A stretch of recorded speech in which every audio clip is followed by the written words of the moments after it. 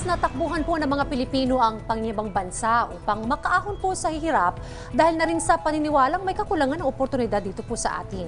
Pero paano na lang kung sa halip na umahon ay lalo ka pang lumubog sa hirap? Ganyan po ang nangyari sa kababayan nating si Noraisa Lumpungin. Siya po ang OFW sa Middle East na kumakatok po ngayon sa excess baggage to OFW Stories. Pero bago po natin makapanayam si Noraisa, panoorin po muna natin ito.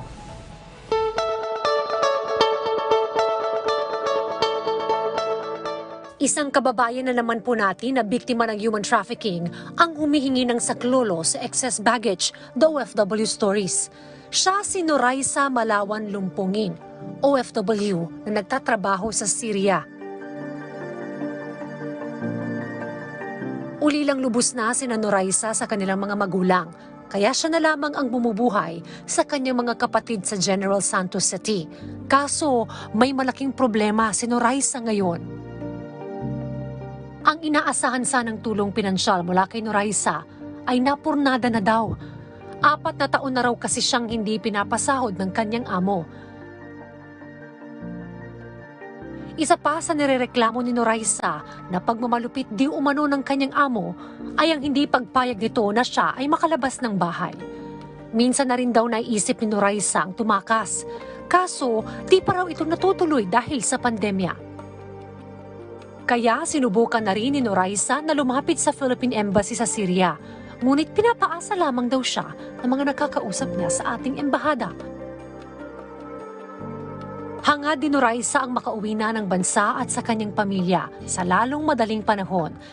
At yan ang susubukang maibigay sa kanya ng excess baggage, the OFW Stories. Ako po si Noraisa Lumpungin na humihingi ng tulong na makauwi sa pamilya ko. Matagal na po ako dito sa Syria.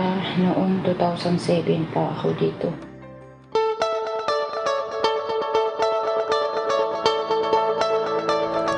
Kaya makakasama natin, Dayan, si Noraisa Lumpungin.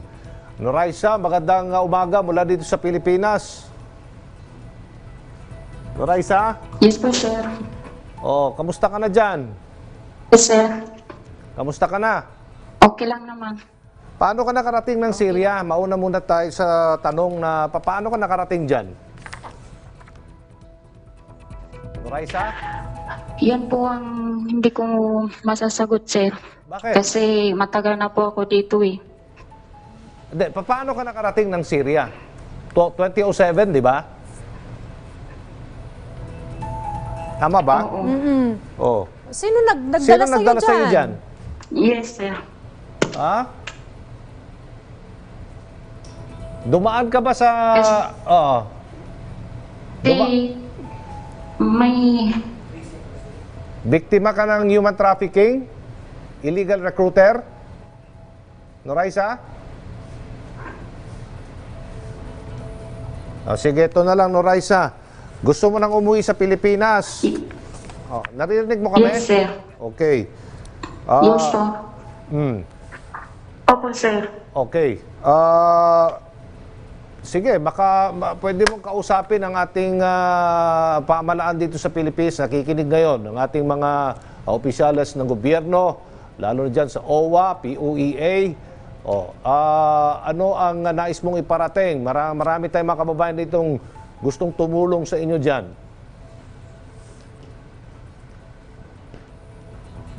Raisa. Noraisa. Uy, sir, na mabuhay kasi naisipan ko na ang sarili ko na patayin ko na ang sarili ko baka sakali doon na ako makakauwi. Ano? Come again. Anong sinabi mo? Raisa, huwag mong gawin yan, ha? Andito si... Gusto umuwi. Gusto na umuwi, makakauwi ka. Alright, hihingi tayo ng tulong. Nasa kabilang linya natin si TESDA Deputy Director General Mr. John Bertis, OFW advocate din. Sir John, magandang umaga. Magandang umaga, Aljo, at magandang umaga, Dayan. Ganon din kay Noraisa. Salam, Noraisa. Ano bang tulong na maaari nating ma-extend kay Noraisa, Sir John? Alaikum salam, sir. nakikinig siguro Okay. ngayon si Raisa. Dayan, nung ito ay tinututukan na ngayon, lalong-lalo na ng opisina ni Senator Bongo, they are actually conducting an investigation in regards dito sa mga human trafficking sa Syria. At nagpapasalamat din tayo kay Secretary Teddy Locsin kasi nagpadala na siya ng team including a human rights lawyer dyan sa Syria, and they are now investigating yung mga poor treatment of our victim of human trafficking dyan sa Syria. Kung matatandaan mo na dumami ang mga dumudulog sa excess baggage and rise and shine nung napanood nila yung segment natin na humingi rin ng tulong from Syria. Ito yung mga biktima na tulad ni Noraisa na dinadala sa Dubai, pinapangakuan ng visit visa at tinatravel sila dahil nga wala silang alam kung ano yung bansang o yung lugar na patutunguhan nila, and they end up na binebenta pala sila sa Syria. This is a war-torn country na malaki ang bayaran sa mga human trafficker.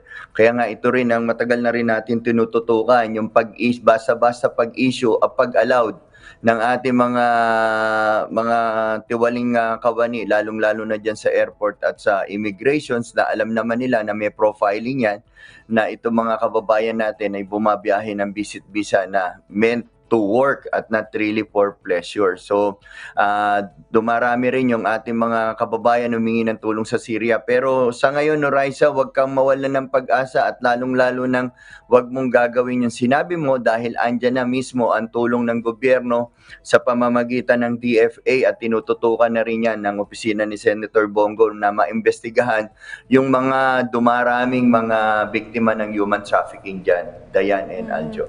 Sir John, ano kaya yung habang ongoing yung investigation? Ano kaya yung mabilisang immediate help na po pwede po nating ma-extend kay Noraisa at maging siguro po sa kanyang pamilya?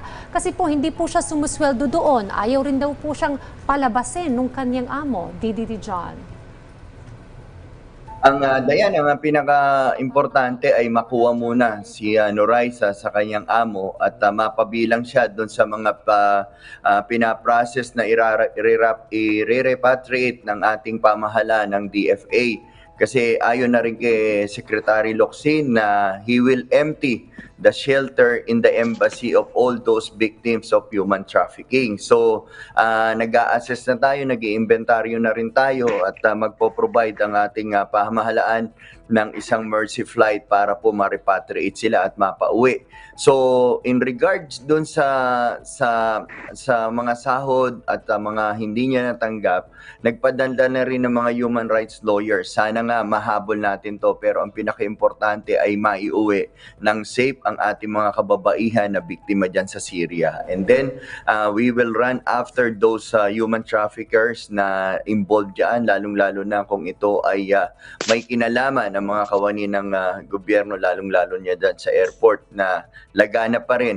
Lalo na ngayon kahit pandemya, dumarami pa rin yung mga nakakapunta ng Dubai at iba pang parte ng Middle East sa pamamagitan lang ng mga visit visa o yung they are being trafficked at dinadala po sa mga ibang bansa. Lalong-lalo na napakahirap po ngayon kumuha ng mga foreign workers.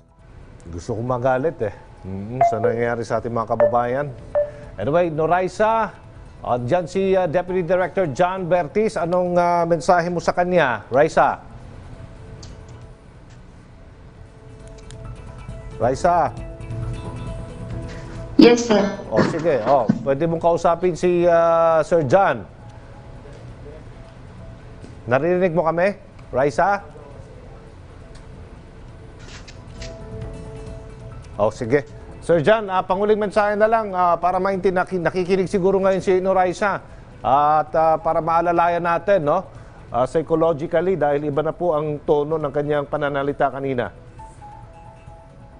Noraisa, unang-una, pasensya, pagpaumanhin mo, din alam na natin na ginagawa po lahat ng paraan ng ating Pamahalaan Duterte na kayo ay maiuwi. At wag kang mawala ng pag-asa at salamat din sa programa ng Rise and Shine dahil nagkaroon tayo ng komunikasyon. Kukunin po namin ang inyong contact numbers at contact details at ito po ay bibigay natin sa Office of the Undersecretary for Migrant Workers Affairs.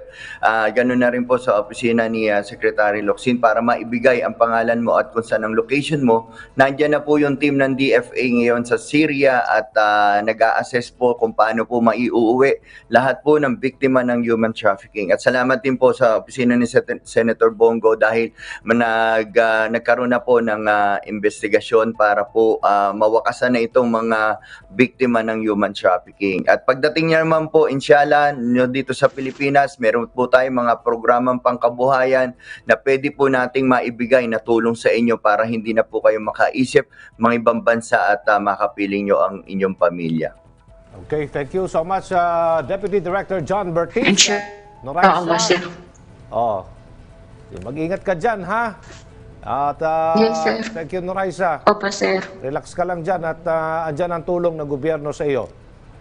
Alright, thank you, Sir John. Namamatay na ang papa.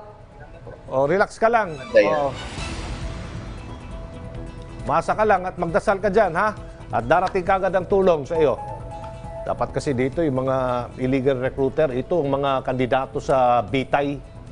Oo. Siyempre, ang gusto Dami yan, nila, ang dami pa rin. magkaroon ng Anyway. magandang hanap buhay sa Oo. ibang bansa tapos ganito ang mangyayari sa kanila.